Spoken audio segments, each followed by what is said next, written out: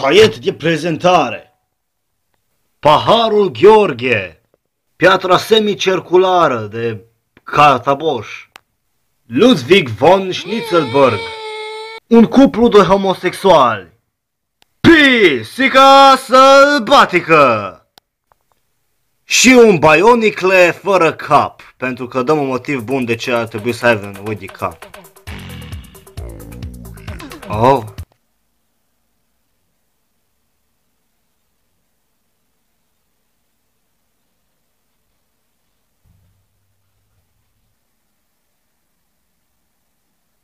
Ziua bună, domnule! Sunt un delfin! Mu! Condoleanțe pentru salată! Este o zi frumoasă astăzi!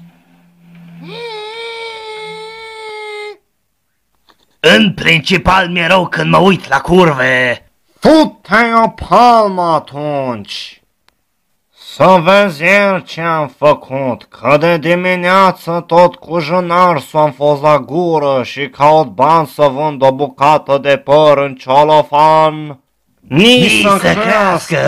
Suntem noi în aceste tărâmuri suculente și vrem să știm dacă împingeți satisfacția. Du-te și dă-ți o labă la răsăritul ciclului lui Tahtu după ce te fute în cur cu tastatura!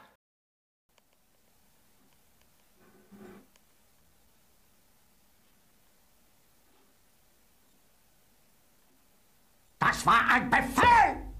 Der Angriff!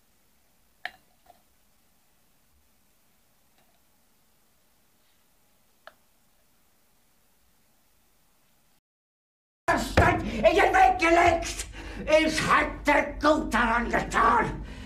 Von Jahren alle hören Offiziere! Anfang an bin ich so... Asta e tot ce m-a rămas în relația noastră.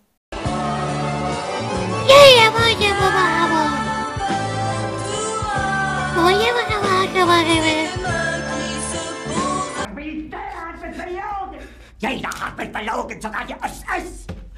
Die gesamte Generalität ist nichts weiter als ein Haufen niederträchtiger, treuloser Feiglinge!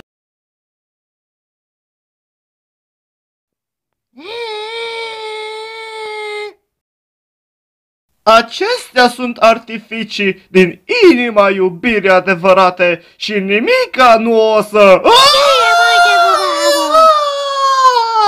Când mă piși cu pula! Sărac, mai e și mățul ăsta!